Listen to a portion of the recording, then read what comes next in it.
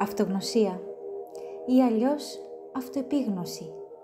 Είναι η γνώση του εαυτού, το γνώθεις αυτόν και ρίχνει φως στον εσωτερικό μας κόσμο, σε όλες εκείνες τις πτυχές που παραμένουν κρυμμένες, αλλά καθορίζουν τη σκέψη, τα συναισθήματα, τα κίνητρα, τους στόχους, τις επιλογές και κατ' επέκταση τις συμπεριφορές μας. Ο κάθε άνθρωπος που είναι αφοσιωμένος στην αυτοβελτίωση, την προσωπική ανάπτυξη ή σε ένα υψηλότερο σκοπό, είναι ανάγκη να έχει κατανοήσει πρώτα τον εαυτό του. Αυτό οφείλεται στο γεγονός ότι μόνο όταν ένα άτομο εντοπίσει τις αδυναμίες του, μπορεί να δουλέψει με αυτές ώστε να βελτιωθεί. Αυτογνωσία λοιπόν είναι η ικανότητα να βλέπει κάποιος βαθιά μέσα του.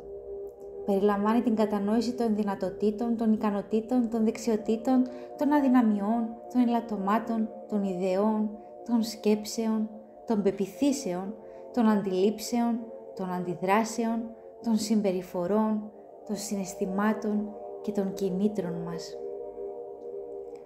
Η βαθιά κατανόηση του εαυτού βοηθά κάποιον να κατανοήσει πώς τον βλέπουν και οι άλλοι. Το πώς επηρεάζονται οι άλλοι βασίζεται στις συμπεριφορές και στις αντιδράσεις.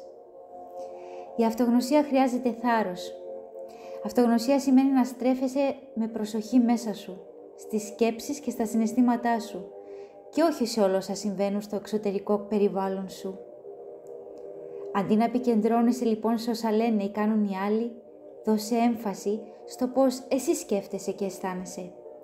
Είναι η μετατόπιση της προσοχής από όσα συμβαίνουν γύρω μας σε όσα συμβαίνουν μέσα μας. Οι τρόποι με τους οποίους κάποιος μπορεί να αυξήσει την αυτογνωσία του είναι αμέτρητοι. Μπορείτε να ενισχύσετε την αυτογνωσία μέσω του διαλογισμού, της ενσυνειδητότητας, των αναπνοών, της συζήτησης με ανθρώπους που εμπιστεύεστε, της ψυχοθεραπείας, της τέχνης, των ρίσκων, της αποτυχίας. Υπάρχουν διάφορες τεχνικές και μέθοδοι για την προσωπική εξέλιξη και την αυτογνωσία, τους οποίους μπορείτε πάντοτε να δοκιμάζετε. Ένας απλός τρόπος για να εξασκηθείτε στην αυτογνωσία είναι να παρατηρείτε τον εαυτό σας. Τι ακριβώς αισθάνομαι αυτή τη στιγμή ή αισθάνθηκα σε ένα περιστατικό? Ποιες σκέψεις περνούν από το μυαλό μου? Τι λέω στον εαυτό μου? Με ποιο τρόπο μιλάω στον εαυτό μου? Δρώ μετά από σκέψη ή αντιδρώ, δηλαδή δρώ αυτόματα και αντανακλαστικά λόγω των συναισθημάτων μου? Για να καλλιεργήσετε την αυτογνωσία, χρειάζεται να ρίξετε τους ρυθμούς σας και να παρατηρήσετε τον εαυτό σας σαν εξωτερικός παρατηρητής. Όταν είμαστε εγκλωβισμένοι στις πράξεις, στις σκέψεις και στα συναισθήματά μας, ξεχνάμε ποιο είναι το πραγματικό τους νόημα. Ξεχνάμε να κάνουμε ένα βήμα πίσω, να ψάξουμε βαθιά μέσα μας. Ξεχνάμε να κάνουμε στον εαυτό μας πολύ βασικές και σημαντικές ερωτήσεις. Σας παραθέτω εδώ μερικές. Γιατί αντέδρασα με αυτόν τον τρόπο? Γιατί μια συγκεκριμένη κατάσταση με ενόχλησε τόσο πολύ? Τι πραγματικά ένιωσα? Τι μου θυμίζει αυτή η κατάσταση ή αυτό το συναίσθημα? Πότε το έζησα για πρώτη φορά αυτό στη ζωή μου? Οι άνθρωποι με αυτογνωσία είναι πιο ευτυχισμένοι και έχουν καλύτερες σχέσεις. Επίσης, έχουν τον έλεγχο στην προσωπική και στην κοινωνική τους ζωή και νιώθουν μεγαλύτερη ικανοποίηση από τη δουλειά τους. Τα ωφέλη άλλωστε της αυτογνωσίας περιλαμβάνουν την δύναμη να επηρεάσετε τα αποτελέσματα των προσπαθειών σας, βοηθά να παίρνετε καλύτερες αποφάσεις και να έχετε περισσότερη αυτοπεποίθηση καθώς επικοινωνείτε ξεκάθαρα τα θέλω σας, σας επιτρέπει να κατανοείτε διαφορετικές οπτικές, σας απελευθερώνει από στερεότυπα και προκαταλήψεις, σας βοηθά να χτίσετε καλύτερες σχέσεις, σας παρέχει την ικανότητα να ρυθμίζετε τα συναισθήματά σας, μειώνει το άγχος σας και σας προσφέρει περισσότερη ευτυχία.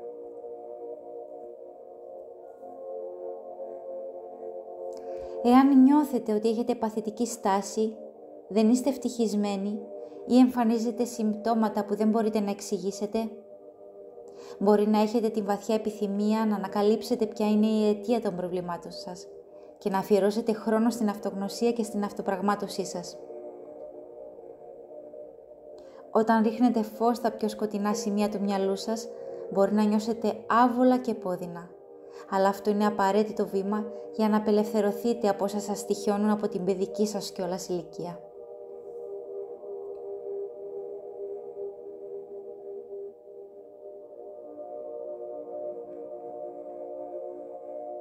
Φυσικά υπάρχει πάντοτε μια λεπτή κόκκινη γραμμή ανάμεσα στην καλή αντίληψη του εαυτού και το κακό.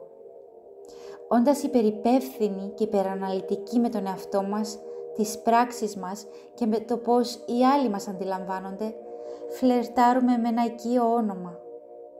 Άγχος. Δεν θέλετε να φτάσετε να είστε ανήσυχοι, ανασφαλείς και υπερβολικά επικριτικοί προς τον εαυτό σας σε μια απεγνωσμένη προσπάθεια να είστε συνειδητοποιημένοι. Γι' αυτό επιτρέψτε στον εαυτό σας να έχετε μια σαφή και ανεκτική κατανόηση του ποιος είστε. Μια καλή μορφή αυτογνωσίας δεν πρέπει ποτέ μα ποτέ να είναι καταστροφική. Πρέπει να είναι θεραπευτική, διαφωτιστική και αναζωογονητική. Η αυτογνωσία δεν είναι ιδιολειπτική και ούτε μπορεί να καταλήγει επιβλαβής. Μέσω αυτής θα είσαστε σε θέση να αναγνωρίσετε μια πτυχή της ύπαρξής σας και να χρησιμοποιήσετε αυτές τις πληροφορίες που θα σας δοθούν με ευεργετικό τρόπο.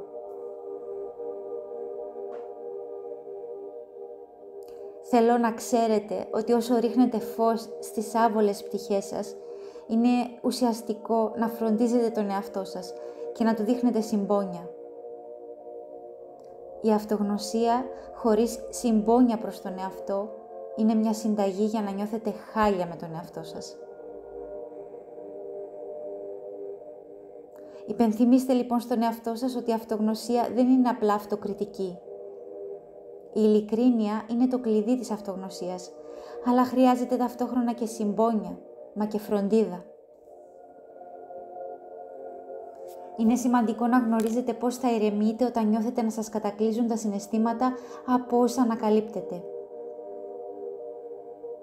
Στην πραγματικότητα, πριν ξεκινήσετε το ταξίδι της αυτογνωσίας, είναι καλή ιδέα να γνωρίζετε πώς να διαχειρίζεστε τα έντονά σας συναισθήματα.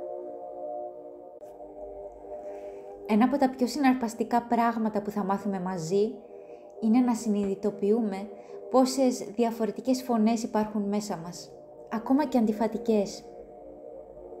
Η οπτική για τον κόσμο γίνεται λιγότερο της λογικής, άσπρο ή μαύρο.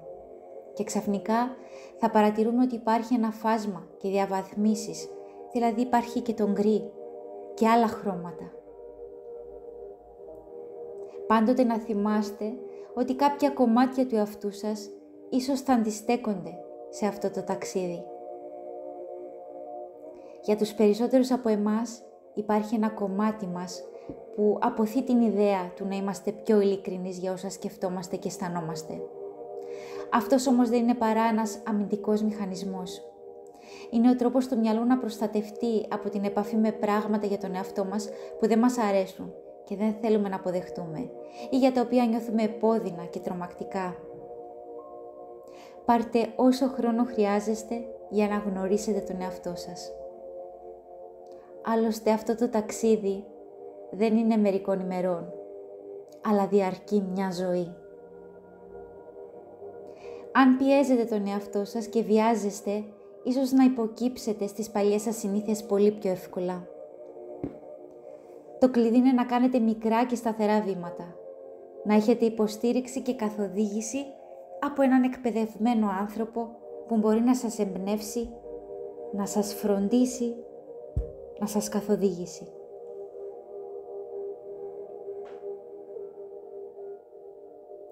Ο θεραπευτικός ρόλος της αυτογνωσίας έχει αναγνωριστεί χιλιάδες χρόνια πριν, στη φιλοσοφία του Σωκράτη και του Πλάτωνα. Οι αρχαίοι Έλληνες πίστευαν ότι η επίτευξη της αυτογνωσίας είναι πολύ πιο εύκολη από αυτό που πιστεύουμε σήμερα. Η εξερεύνηση του εσωτερικού μας κόσμου είναι μια περιπέτεια στο άγνωστο με πολλές εκπλήξεις και πιθανούς ψυχολογικούς κινδύνους. Ένα άλλο εμπόδιο για την αυτοεπίγνωση είναι ο φόβος. Πολλοί άνθρωποι αποφεύγουν να εξερευνήσουν τον εσωτερικό τους κόσμο επειδή φοβούνται ότι θα ανακαλύψουν πράγματα που δεν θα τους αρέσουν ή ότι θα μπερδευτούν περισσότερο και δεν θα ξέρουν πώς να ξεφύγουν.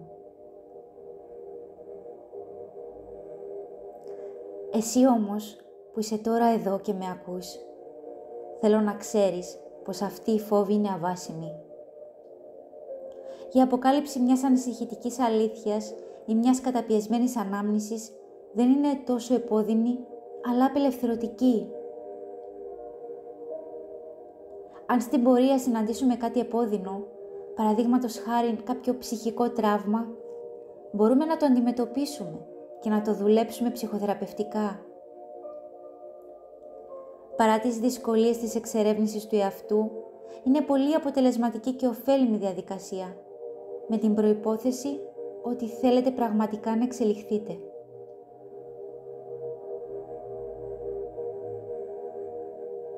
Εδώ θέλω να επισημάνω ότι το κίνητρο για να ξεπεράσετε τα προβλήματά σας είναι καθοριστικός παράγοντας για το αν θα είναι επιτυχής ή όχι η ανάλυση του εαυτού. Θα ανακαλύψουμε καινούρια πράγματα για τον εαυτό σας. Πρέπει να δώσουμε χρόνο, να τα αφουγκραστούμε. Θα δούμε τις δυνάμεις, τα προτερήματα, τα επιτεύγματα και παράλληλα τους φόβους, τις ανεπάρκειες, τις αποτυχίες, τις αρνητικές σας πεποιθήσεις και τα ελαττώματα.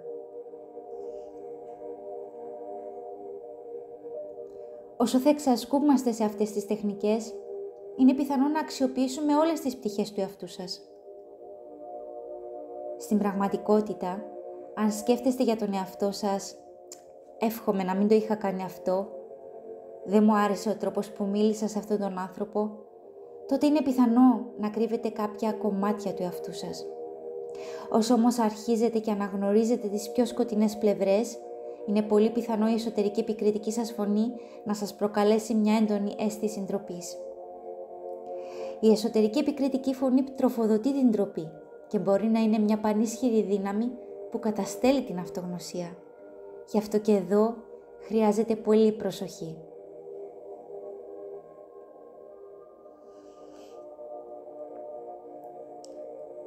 Όλοι μας νιώθουμε αρνητικά συναισθήματα, όπως ο θυμός, ο φόβος, η ντροπή και η θλίψη, τα οποία προκαλούνται από ανθρώπους που γνωρίζουμε, καταστάσεις που βιώνουμε, σκέψεις που κάνουμε και συναισθήματα που νιώθουμε. Το πρόβλημα είναι πως όταν δεν έχουμε αυτογνωσία, οι αιτίες που προκαλούν όλα αυτά τα συναισθήματα επανέρχονται. Το κλειδί λοιπόν σε αυτά είναι να ψάξουμε βαθιά στη μνήμη μας για να ανακαλύψουμε την πηγή της αιτίας. Συνήθως η αιτία κρύβεται στο παρελθόν μας, ιδίως στις άσχημες εμπειρίες της παιδικής ηλικίας. Όταν κατανοήσετε την αφορμή, μπορείτε να την αλλάξετε και να την μετατρέψετε σε μια θετική δήλωση. Σας διαβεβαιώνω πως όταν το κάνετε αυτό και πιστέψετε ειλικρινά στη νέα προοπτική, την επόμενη φορά που θα εμφανιστεί η ίδια αφορμή που σας προκαλεί αρνητικά συναισθήματα, θα κάνετε ένα βήμα πίσω και θα εφαρμόσετε τον νέο τρόπο σκέψης πριν αντιδράσετε.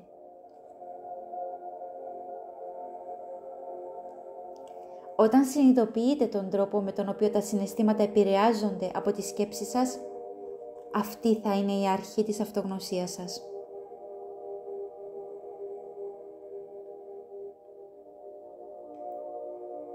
Αντί να είστε όμηρος των συναισθημάτων, τα οποία προκαλούνται από τις δικές σας σκέψεις και καταστάσεις, βρείτε λίγο χρόνο κάθε μέρα, παραδείγματος χάρη το βράδυ πριν κοιμηθείτε, για να εξετάσετε τον τρόπο με τον οποίο αντιδράσατε στα όσα συνέβησαν το 24ωρο σας.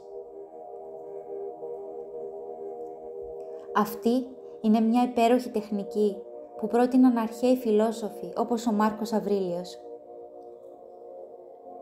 Μπορείτε να το κάνετε οποιαδήποτε στιγμή της ημέρας, όταν είστε μόνοι σας και έχετε λίγο χρόνο για να σκεφτείτε. Παρατηρήστε τα συναισθήματα που σας προκάλεσε ένα περιστατικό, κάτι που σας ανησύχησε, και επιτρέψτε σε αυτά τα συναισθήματα να περάσουν, να ξεθοριάσουν, χωρίς να τα κρίνετε. Σκεφτείτε την πηγή του συναισθήματος, τις σκέψεις που ακολουθούν το συναίσθημα και αποφασίστε αν μπορείτε να αλλάξετε την αρνητική συζήτηση με τον εαυτό σας που συνδέεται με το συναίσθημα. Μπορείτε πάντοτε να δημιουργήσετε μια νέα οπτική, αναπλαισίωση λέγεται. Είτε πρόκειται για τον τρόπο που σκέφτεστε για τον εαυτό σας ή τους άλλους ή μια κατάσταση. Και ενεργοποιήστε τη θετική συζήτηση, η οποία όχι μόνο θα σας κάνει να νιώσετε καλύτερα, αλλά θα σας βοηθήσει να ενισχύσετε την αυτογνωσία σας. Το διάβασμα βιβλίων αυτοβελτίωσης είναι επίσης πολύ χρήσιμο, γιατί τα βιβλία δίνουν τροφή για σκέψη, όπως και τα διάφορα αποφθέγματα που μπορεί να σας δίνουν δύναμη ή υπομονή στις δύσκολες στιγμές της καθημερινότητας και της ζωής σας γενικότερα.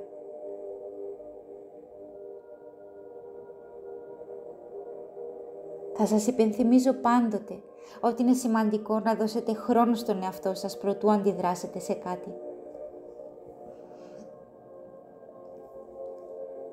Μαζί θα αρχίσουμε να εξασκούμαστε συνειδητά στην αυτογνωσία, ώστε να παρατηρείτε τον εαυτό σας και να αλλάζετε τη συμπεριφορά σας, επειδή έχετε επίγνωση των όσων συμβαίνουν μέσα σας και πως οι λέξεις, η γλώσσα του σώματος και η συμπεριφορά σας επηρεάζουν τους ανθρώπους γύρω σας.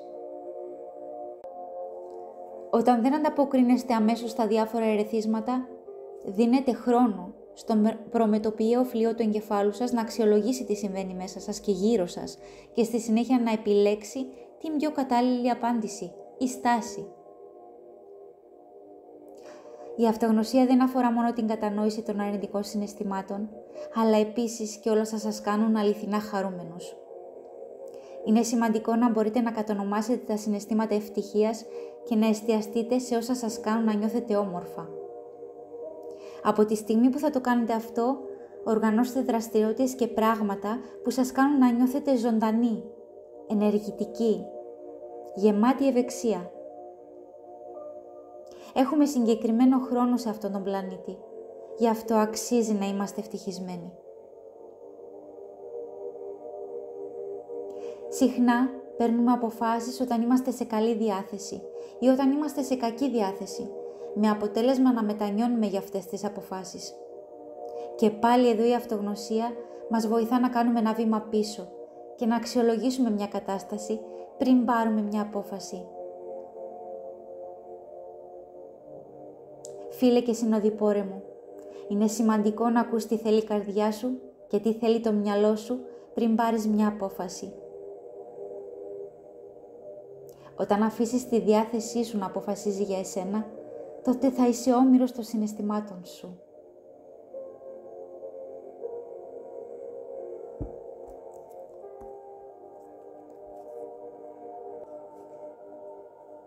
Θα σε αφήσω με την υπόσχεση ότι αυτό το ταξίδι της αυτογνωσίας που μόλις άρχισες θα σε βοηθήσει να δώσεις στον εαυτό σου μια καινούρια ευκαιρία για καινούρια ζωή, καινούριο φως, ανακάλυψη και αποδοχή του αληθινού εαυτού, επίτευξη σημαντικών προσωπικών και διαπροσωπικών στόχων, ισορροπία, γαλήνη, ολοκλήρωση και ευτυχία. Θα είμαι πάντοτε εδώ για να γράψουμε μαζί την καινούρια σου ιστορία. Καλή συνέχεια στη μέρα σου. Με πολύ αγάπη και φως, η φίλη και συνοδοιπόρος σου, Τερέζα.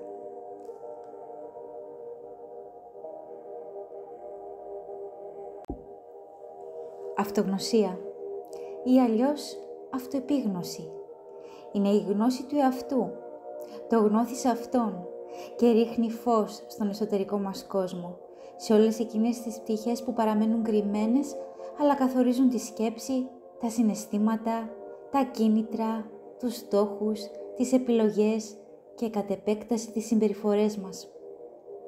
Ο κάθε άνθρωπος που είναι αφοσιωμένος στην αυτοβελτίωση, την προσωπική ανάπτυξη ή σε ένα υψηλότερο σκοπό, είναι ανάγκη να έχει κατανοήσει πρώτα τον εαυτό του.